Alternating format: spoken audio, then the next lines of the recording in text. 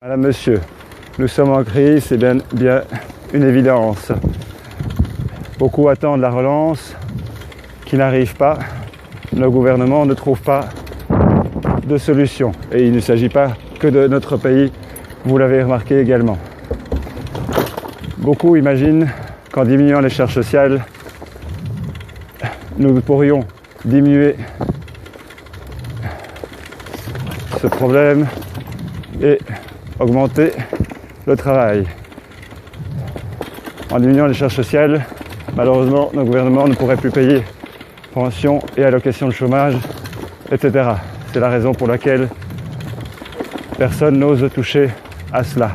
Même si, en diminuant les coûts salariaux, une entreprise se porterait mieux, ce n'est pas pour autant qu'elle se porterait mieux longtemps et qu'elle engagerait forcément certains plus intéressés par faire du chiffre dans leur intérêt propre, d'autres réellement par sécurité, etc., n'engageraient pas forcément. Or, étant donné le taux de chômage actuel, il est plus que nécessaire de faire un effort à ce niveau-là. Avec les centaines de personnes que j'ai rencontrées et avec lesquelles j'ai réellement eu l'occasion de discuter, j'ai collecté un nombre de données relativement importantes, pas forcément chiffrées, mais des collectes entre guillemets bien réelles, plus réelles que certaines enquêtes réalisées, sans prétention bien entendu. Et donc j'en suis arrivé à la conclusion suivante, comme d'autres quand même, que de toute façon on ne pouvait plus envisager d'une part des unités de production à la chaîne comme nous le faisions précédemment, ça coûte trop cher vu les charges sociales justement, et qu'il fallait surtout développer les métiers de service et des productions, mais de grande qualité et sans doute non plus à la chaîne, mais dans des unités de production plus petites. Comment y arriver ? Eh bien sans doute en favorisant la diminution fiscale des personnes entre guillemets particulières, non plus pour les entreprises et les indépendants comme c'est déjà le cas, mais pour cette catégorie de personnes, c'est-à-dire le toucher à chacun. Qu'est-ce qui va se passer ? C'est que ce ne serait que pour des métiers de service, que pour de l'achat de produits européens, que les gens obtiendraient une déduction fiscale pour un montant maximum, bien entendu, mensuel correspondant à un pourcentage de leur brut.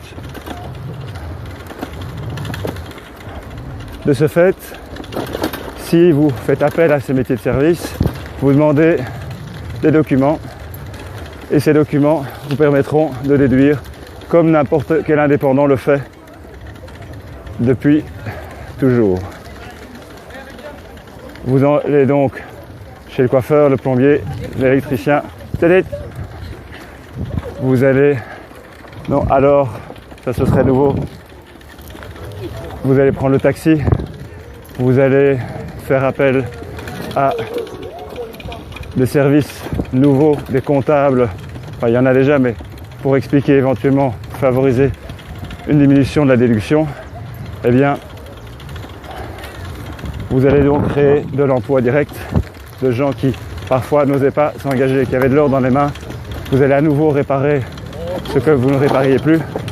Vous allez à nouveau recréer des services entre guillemets artistiques qui n'existent plus. Ah là là, ça c'est une belle montée, je ne vais peut-être plus savoir parler. Mais voilà, en résumé, vous allez recréer de l'emploi plus régulièrement. Je vais mettre sur pause un petit peu. Ce système permettra de diminuer le noir de pas mal d'entreprises, évitera le blanchiment de pas mal de structures. Et au niveau administration, comme je l'expliquerai ultérieurement, ce n'est pas si difficile si on le souhaite. C'est simplement de la bonne volonté Et donc, si vous pensez que c'est en partie envisageable, si vous pensez qu'il est temps d'avancer, transmettez cette vidéo et surtout lisez le texte dans son entièreté ou lisez les autres vidéos que je mettrai en ligne d'ici peu pour expliquer les différents points en fonction des professions. Mais tout le monde va y gagner, les parents, les artistes, les artisans, les intellectuels, les manuels, tout le monde va y gagner. Et même vous, les politiciens. Donc, c'est dans notre intérêt à tous de travailler sur ce projet, qu'on soit de gauche, de droite, peu importe. Il est temps d'ouvrir la discussion, car, vous l'aurez remarqué, on est un peu dans le pétrin. Bonne chance et à bientôt.